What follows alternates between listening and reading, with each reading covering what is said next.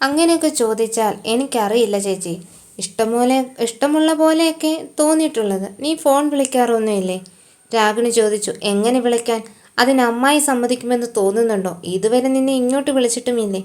ഇല്ല, നല്ല തിരക്കുള്ള ആളാണെന്ന് തോന്നുന്നു. ബസ്സിലൊക്കെ പോകുന്നതല്ലേ, രാവിലെ എണ്ണീറ്റ് പോകുന്നതായിരിക്കും. ഇവിടെ നീ ഒരുപാട് അനുഭവിച്ചതല്ലേ, ചെന്ന് കയറുന്നിടത്തെങ്കിലും നിനക്ക് സമാധാനമുണ്ടായാൽ മതിയെന്നാ എനിക്ക്. സത്യം പറഞ്ഞാൽ ഞാൻ ഇന്നലെ കൂടി അമ്പലത്തിൽ പോയി നിന്റെ പേരിൽ ഒരു വഴിപാട് കഴിച്ചതേ ഉള്ളൂ.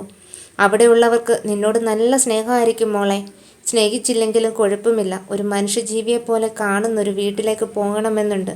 ആ ഒരു ആഗ്രഹം മാത്രമേ ഉള്ളൂ എനിക്ക്. ഞാനൊരു മനുഷ്യജീവിയാണെന്നുള്ള പരിഗണന ഒരിക്കലും അമ്മായി തന്നിട്ടില്ല. എന്നോട് എന്താവോ ഇത്ര പിണക്കം എനിക്കറിയില്ല. അതിനുവേണ്ടി ഞാൻ അമ്മായിയോടൊന്നും ചെയ്തിട്ടുമില്ല.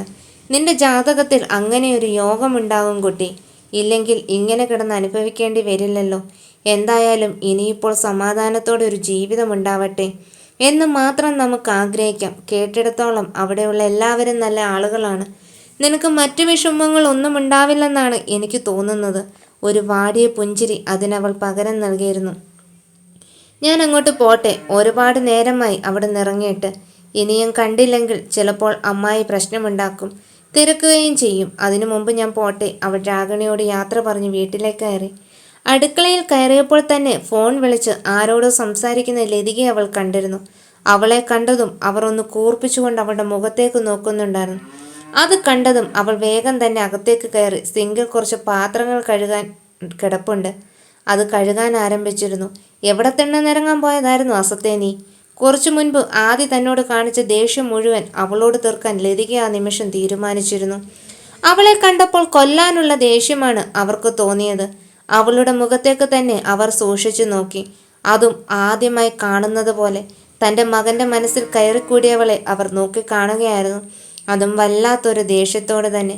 രാഗിണി ചേച്ചി ഓമയ്ക്ക തരാൻ വേണ്ടി വിളിച്ചതാ. അത് വാങ്ങി വരുന്ന സമയത്ത് കുറച്ചു നേരം വർത്തമാനം പറഞ്ഞു നിന്നു പോയതാ, അവൾ പേടിയോടെ പറഞ്ഞു. രാഗിണി ചേച്ചി മാത്രം ഉണ്ടായിരുന്നുള്ളൂ വർത്തമാനം പറയാൻ? അതോ അവളുടെ മോൻ മനുവും ഉണ്ടായിരുന്നോ?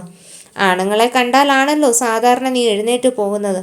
അവളുടെ മുഖത്തേക്ക് നോക്കിക്കൊണ്ട് ദേഷ്യത്തോടെ അവർ പറഞ്ഞതും അവൾ അറപ്പോടെ മുഖം മാറ്റി. തന്നോട് എന്തെങ്കിലും ദേഷ്യം തോന്നിയാൽ ഉടനെ പുരുഷന്മാരുടെ പേര് ചേർത്ത് പറയുന്നത് അവർക്ക് സ്ഥിരം പരിപാടിയാണ്. ആദ്യമൊക്കെ നല്ല വിഷമം വരുമായിരുന്നു. ഇപ്പോൾ അത് കേട്ട് ശീലമായതുകൊണ്ട് ഒന്നും മിണ്ടാതെ അവൾ പുറത്തേക്ക് പോയി കരുപാത്രങ്ങൾ കഴുകാൻ തുടങ്ങി. അപ്പോഴാണ് പെട്ടെന്ന് ദേഷ്യത്തിൽ പുറത്തേക്കിറങ്ങിപ്പോകുന്ന ആദിയെ അവൾ കണ്ടത്. ആദിയേട്ടൻ എപ്പോൾ വന്നു? അവൾ സ്വയം ചോദിച്ചു പോയിരുന്നു. അവൻ പുറത്തേക്കിറങ്ങി പോകുന്നത് കണ്ടതും അവളൊന്നും മനസ്സിലാവാതെ അവിടേക്ക് തന്നെ നോക്കുന്നുണ്ടായിരുന്നു. അവൻ്റെ കയ്യിൽ ഒരു ബാഗ് ഉണ്ടായിരുന്നു. അവൻ വന്നത് അവൾ അറിഞ്ഞിരുന്നില്ല. അല്ലെങ്കിലും ആദ്യം വന്നു കഴിഞ്ഞാൽ അപ്പോൾ തന്നെ ലതികയ്ക്ക് പേടിയാണ് തന്നെ ഇവിടെ നിർത്താൻ. അവരുടെ ചിന്തകളൊക്കെ അത്തരത്തിലുള്ളതാണ്. രാഗിണിയുടെ മകൾ രമ്യ വൈകുന്നേരമായപ്പോഴേക്കും ലതികയുടെ വീട്ടിലേക്ക് വന്നു.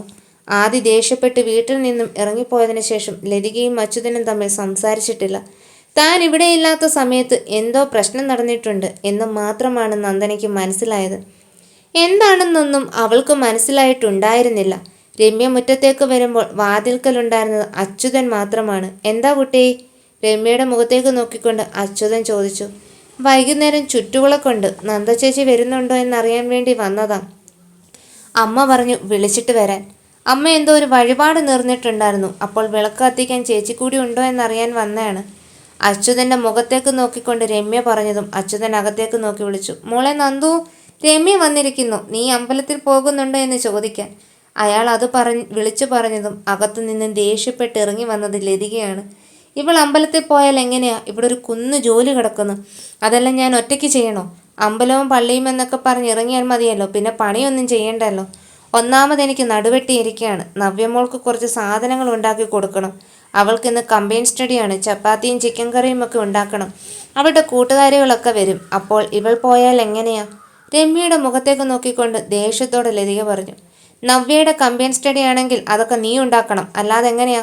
നിന്റെ മകളുടെ കാര്യം നോക്കേണ്ടത് നീയാണ്, അല്ലാതെ എൻ്റെ സഹോദരിയുടെ മോളല്ല. മോളെ, നീ വേഗം റെഡിയായിട്ട് പോകാൻ നോക്ക്. ഭഗവാന്റെ കാര്യം കഴിഞ്ഞിട്ട് മതി മറ്റു കാര്യങ്ങളൊക്കെ. ദേഷ്യത്തോടെ ലതികയുടെ മുഖത്തേക്ക് നോക്കിക്കൊണ്ട് അച്യുതൻ പറഞ്ഞതും അവൾ സമ്മതഭാവത്തിൽ അകത്തേക്ക് പോയി. രമ്യയുടെ കണ്ണുകൾ കൊണ്ട് ഉടനെ തന്നെ വരാമെന്ന് കാണിക്കുകയും ചെയ്തു. ശേഷം വേഗം പോയി കുളിച്ച് ഒരു ധാവണി എടുത്തു ചുറ്റി. നനഞ്ഞ മുടിയിഴകൾ തോർത്തിക്കൊണ്ട് അമർത്തി തുടച്ചവൾ ഒരു ചെറിയ തുളസിയില കൂട്ടി ഈർക്കിലേക്കൊരുത്ത് മുടിയിൽ തിരുകി. നെറുകയിൽ ചന്ദനക്കുറിയിട്ട് അതിൻ്റെ മുകളിൽ ഒരു കുഞ്ഞു കറുത്ത പൊട്ട് തൊട്ടു. കണ്ണുകളിൽ അല്പം മഷി എഴുതിയപ്പോൾ അവളുടെ മിഴികൾ കാഴം കൂടി. കഴുത്തിൽ ലളിതമായ ഒരു സ്വർണ്ണ നിറത്തിലുള്ള ഗ്യാരണ്ടി മാലയും കാതുകളിൽ ചെറിയ കമ്മലുകളും അണിഞ്ഞു. കൈകളിൽ 2 ചില്ല് വളകൾ വീതം അണിഞ്ഞു. ഒടുവിൽ കണ്ണാടിയിൽ നോക്കി തൃപ്തിയോടെ ഒന്ന് പുഞ്ചിരിച്ചു. അവളുടെ നാടൻ ലുക്ക് അവളെ ഒരു ദേവിയെപ്പോലെ സുന്ദരിയാക്കിയിരുന്നു.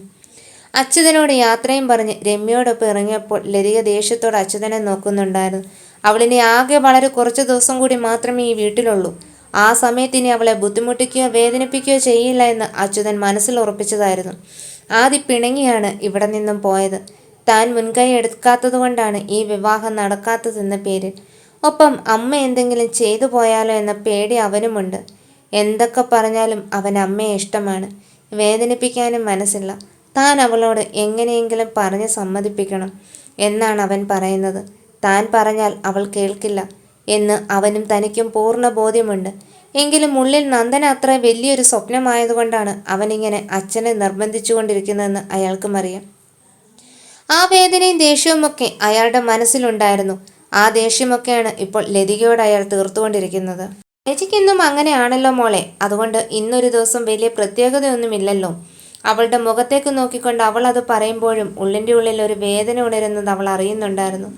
വീട്ടിലേക്ക് ചെന്നപ്പോൾ രാഗിണിയും ഉണ്ടായിരുന്നു. എല്ലാവരും കൂടി ഒരുമിച്ച് അമ്പലത്തിലേക്ക് പോകാൻ തീരുമാനിച്ചു.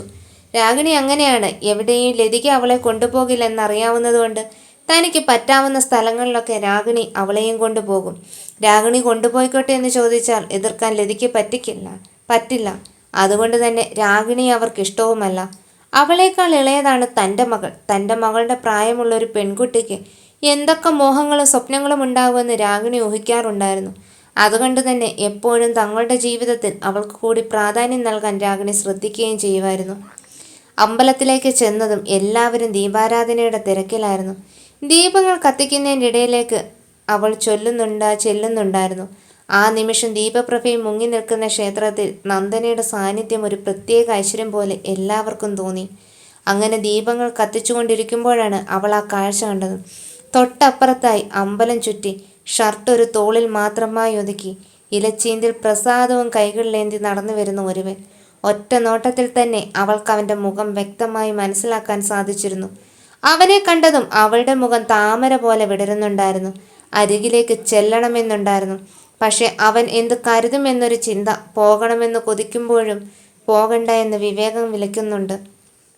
ആ കാഴ്ച നോക്കി നിൽക്കുന്ന സമയത്താണ് പെട്ടെന്ന് ആരോ താൻ നിൽക്കുന്ന ഭാഗത്തു നിന്നും അവനെ വിളിക്കുന്നത് കണ്ടത്. ഹരി! തൻ്റെ പിന്നിൽ നിന്നൊരാൾ വിളിക്കുന്നത് കേട്ടതും അവൻ അവിടെ നിന്നും അയാളെ നോക്കി. കൂട്ടത്തിൽ അവൻ്റെ നോട്ടം അറിയാതെ അവളിലേക്ക് നിറച്ചു പോയിരുന്നു. സന്ധ്യയ്ക്ക് ദീപപ്രഭയിൽ കുളിച്ചു നിൽക്കുന്ന കൽവിളക്കിൻ്റെ അരികിൽ കരിമ്പച്ച നിറത്തിലുള്ള ധാവണിയും അതിന് ചേരുന്ന മെറൂൺ നിറത്തിലുള്ള ബ്ലൗസും പട്ടുപാവാടയും ഇട്ട് നിൽക്കുന്നവളെ കണ്ടതും ഒരു നിമിഷം അവളിലേക്ക് തന്നെ അവൻ്റെ ശ്രദ്ധ മാറിപ്പോയിരുന്നു. ആവേശത്തിൽ അത്രമേൽ സുന്ദരിയായിരുന്നു നന്ദന. കരിമ്പച്ച ധാവണിയുടെയും മെറൂൺ പട്ടുപാവയുടെയും അരികുകളിലെ നേർത്ത കസവുരേഖകളിൽ കൽവിളക്കിലെ തിരുനാളം തട്ടി മിന്നി തിളങ്ങുന്നുണ്ടായിരുന്നു. കുളി കഴിഞ്ഞ് നനവാർന്ന മുടിയിഴകൾ തോർത്തി ഒതുക്കിക്കെട്ടി അതിലൊരു തുളസി പൂങ്കുമ്പ് കൂടി നെറ്റിയിലെ ചന്ദനക്കുറിയുടെ നടുവിലെ കറുത്ത പൊട്ടും ഇമകളിൽ ഇടപടർന്ന നേർത്ത കൺമഷിയും ദീപപ്രഭയിൽ അവളുടെ മിഴികൾ കാഴം കൂട്ടി. ആ മുഖത്ത് നാടൻ പെൺകുട്ടികളിൽ മാത്രം കാണാറുള്ള ഒരു നിഷ്കളങ്കതയും ഒപ്പം ലാവണ്യവും ഒരേപോലെ നിഴലിച്ചു. ആർഭാടങ്ങളൊന്നുമില്ലെങ്കിലും ആ ദീപകാഴ്ചകൾക്കിടയിൽ തികച്ചും സ്വാഭാവികമായൊരു ഐശ്വര്യത്തോടെയാണ് നന്ദന ഹരിയുടെ കണ്ണുകളിൽ ഒരു ചിത്രമായി പതിഞ്ഞത്. ആ ദീപപ്രഭയിൽ ഹരിയുടെ കണ്ണുകൾ ഉടക്കിയത് അവളുടെ സ്വാഭാവികമായ അഴകിലായിരുന്നു. കടും പച്ചയും മെറൂണും ചേർന്ന ആ വസ്ത്രക്കൂട്ടിലേക്ക് അമ്പലമുറ്റത്തെ കാറ്റ് വന്നു തൊട്ടപ്പോൾ ധാവണിത്തുമ്പൊന്നൊലഞ്ഞു. കുളി കഴിഞ്ഞതിൻ്റെ ഈർപ്പവും തണുപ്പും ആ മുഖത്ത് അപ്പോഴും ബാക്കിയുണ്ടായിരുന്നു. വലിയ ആർഭാടങ്ങളൊന്നുമില്ലാതെ നാടൻ പെൺകുട്ടിയുടെ തനതായ ഭംഗിയോടെ നിൽക്കുന്ന അവളെ നോക്കുമ്പോൾ കൽവിളക്കിൽ തെളിഞ്ഞു നിൽക്കുന്ന തിരുനാളം പോലെ ഒരു പ്രത്യേക ഐശ്വര്യം തോന്നിപ്പിച്ചു. നെറ്റിയിലെ ചന്ദനക്കുറയും അതിന് നടുവിലെ കുഞ്ഞു കറുത്ത പൊട്ടും അവളുടെ മുഖത്തിന് വല്ലാത്തൊരു ശാന്തത നൽകിയിരുന്നു. കൺമഷി എഴുതിയ ആ മിഴികളിൽ ദീപങ്ങളുടെ വെളിച്ചം പ്രതിഫലിച്ചപ്പോൾ അതിനൊരു പ്രത്യേക തിളക്കമുണ്ടായിരുന്നു. കാതോരം ഒതുക്കി വെച്ച മുടിയിഴകളിൽ നിന്നും തുളസിയുടെ നേർത്തൊരു സുഗന്ധം ചുറ്റും പടരുന്നുണ്ടെന്ന് ഹരിക്ക് തോന്നി. കൈകളിലെ ചില്ലുവളകൾ അവൾ അറിയാതെ പരസ്പരം മുട്ടുമ്പോഴുണ്ടാകുന്ന കുഞ്ഞു നാദം പോലും ആ സന്ധ്യയ്ക്കൊരു പ്രത്യേക ഭംഗി നൽകുന്നുണ്ടായിരുന്നു. എടുത്തു പറയാൻ വലിയ സ്വർണ്ണാഭരണങ്ങളോ അലങ്കാരങ്ങളോ ഇല്ലായിരുന്നിട്ടും ആ ക്ഷേത്രാന്തരീക്ഷത്തിൽ പൂർണ്ണമായും അലിഞ്ഞു ചേർന്നൊരു ദേവീ രൂപം പോലെയാണ് നന്ദന അവന് മുന്നിൽ പ്രകാശിച്ചിരുന്നത്. തൻ്റെ പിന്നിൽ നിന്നും അവനരികിലേക്ക് പോയവർ അവനോട് എന്തൊക്കെയോ സംസാരിക്കുന്നുണ്ട്.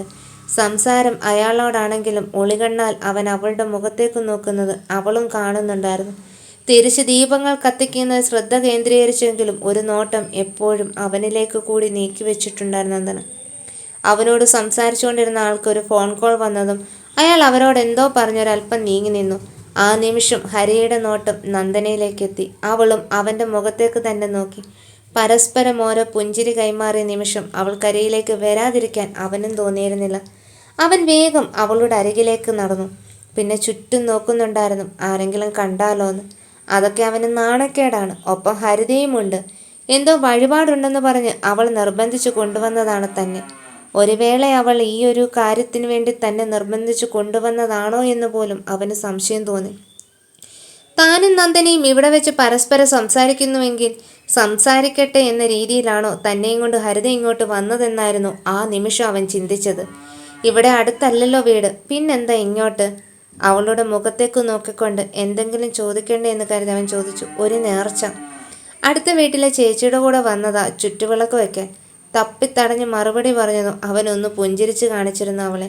അവൻ പുഞ്ചിരിച്ചതും ആ മുഖത്തേക്ക് തന്നെ അറിയാതെ നോക്കി നിന്നു പോയി അവൾ. അത്രത്തോളം സൗന്ദര്യമുണ്ടായിരുന്നു അവൻ്റെ ആ പുഞ്ചിരിക്ക്. അവൻ്റെ കവിളിൽ വീണ കുഴികൾ അവനെ കൂടുതൽ സുന്ദരനാക്കിയിരുന്നു.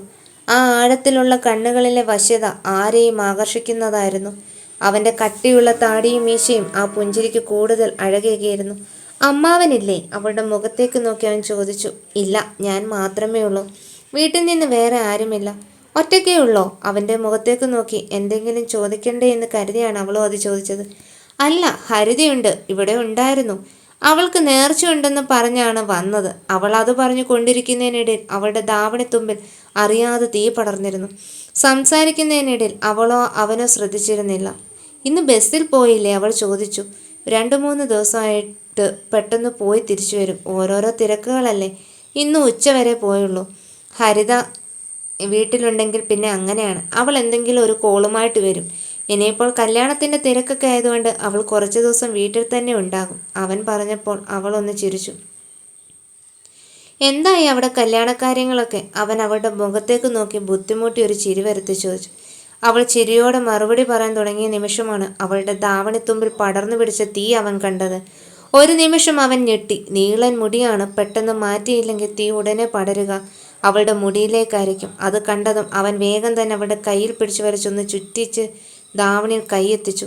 ഉടനെ തന്നെ അത് ശരീരത്തിൽ നിന്നും വലിച്ചെടുത്തു. അവളെ ഇടുപ്പിച്ചേർത്ത് തന്നിലേക്ക് അടുപ്പിച്ചു നിർത്തി. ഒരു വേള അവളും ഞെട്ടിപ്പോയി അവൻ എന്താണ് ചെയ്യുന്നതെന്നോർത്ത്. ഒപ്പം തന്നെ അവളുടെ തോളിൽ സേഫ്റ്റി പിൻ ഉപയോഗിച്ച് കുത്തിയിരുന്നതുകൊണ്ട് അത് പൊട്ടി അവിടെ ഇവിടെ നേർത്ത അളവിൽ ചോര വരികയും ചെയ്തിരുന്നു. പെട്ടെന്നാണ് അവൻ്റെ കയ്യിലിരുന്ന് ധാവണിത്തുമ്പ് തീ പിടിച്ചതാണെന്ന് അവൾ കണ്ടത്. അത് കണ്ടതും അവൾ ഭയന്നു പോയിരുന്നു. പേടിച്ചവൾ അവൻ്റെ നെഞ്ചിലേക്ക് കുറുകി കിടന്നു. വിറയ്ക്കുന്ന ചുണ്ടുകൾ കാണുമ്പോൾ തന്നെ അവൾ നന്നായി ഭയന്നിട്ടുണ്ടെന്ന് അവന് മനസ്സിലാക്കാൻ സാധിച്ചിരുന്നു. ചുറ്റും കൂടി നിന്നവരുടെ ബഹളങ്ങളോ എരിയുന്ന ധാവണിത്തുമ്പോ ഒന്നും ആ നിമിഷം അവൾ അറിഞ്ഞതേയില്ല. ആ നെഞ്ചിൻ്റെ ചൂടിൽ അവൻ്റെ ഹൃദയമിടിപ്പിൻ്റെ താളത്തിൽ അവൾ അല്പം ശാന്തയാകാൻ തുടങ്ങിയതോ അവൻ തിരിച്ചറിഞ്ഞു. ഒരു നിമിഷം അവിടെ കൂടി നിന്നവരെല്ലാം ഈ കാഴ്ച കണ്ട് അന്തിച്ചു പോയിരുന്നു. എല്ലാവരും ചുറ്റിക്കൂടിപ്പോയി. ഹേയ്! പേടിച്ച് തളർന്നവളുടെ കവളെ തട്ടി അവൻ വിളിച്ചതും അവൾ കണ്ണുകളൊന്നു തുറന്ന് അവൻ്റെ മുഖത്തേക്ക് നോക്കിയതും ഒരുമിച്ചായിരുന്നു. ആ മിഴികളിൽ ഭയത്തിനു പകരം അവനോടുള്ള വിശ്വാസവും പറയാതെ ബാക്കി വെച്ച പ്രണയവും നിറഞ്ഞു നിൽക്കുന്ന അവൻ കണ്ടു. അവളുടെ വിറയ്ക്കുന്ന ചുണ്ടുകളിൽ ഒരു കുഞ്ഞു പുഞ്ചിരി വിടരാൻ ശ്രമിച്ചതും അവൾ അവനിൽ നിന്ന് ഊർന്ന് താഴേക്ക് വീണതും ഒരുമിച്ചായിരുന്നു. കുട്ടി പേടിച്ച് തലകറങ്ങി വീണതെന്നും തോന്നുന്നു. കൂട്ടത്തിൽ ആരോ പറഞ്ഞതും അവൻ അവളുടെ മുഖത്തേക്കൊന്ന് നോക്കിയിരുന്നു. പെട്ടെന്ന് അവൻ്റെ നോട്ടം എത്തിയത് സ്വർണ്ണ രോമങ്ങൾ കൊണ്ട് ആവരണമായ അണിവയറിലാണ്. ധാവണി കൂടെ ഇല്ലാത്തതിനാൽ അതിപ്പോൾ അവന് മുന്നിൽ ദൃശ്യമാണ്. പെട്ടെന്ന് അവൻ ചുറ്റും ഒന്ന് നോക്കി. കൂടുതലും അവിടെയുള്ള സ്ത്രീകളാണ്. എങ്കിലും അങ്ങനെ അവൾ കിടക്കുന്നത് കണ്ടതും അവൻ എന്തോ ഒരു അസ്വസ്ഥത പോലെ. അപ്പോഴേക്കും ഹരിതയെ എവിടെ നിന്നോ വന്നിരുന്നു. എന്താ ചേട്ടാ പ്രശ്നം? ഹരിത ചോദിച്ചതും അവൻ വേഗം നന്ദനെ തൻ്റെ കൈകളിൽ കോരിയെടുത്തിരുന്നു. ഒപ്പം ഹരിതയുടെ ശരീരത്തിൽ കിടന്ന ചുരിദാർ ഷോളെടുത്ത് അവളുടെ ശരീരത്തിലിട്ടു. ഓട്ടോ വിളിക്ക്. ഹരിതയുടെ മുഖത്തേക്ക് നോക്കി പറഞ്ഞതും അവൾ വേഗം തന്നെ ഒരു ഓട്ടോക്കാരനെ വിളിച്ചിരുന്നു.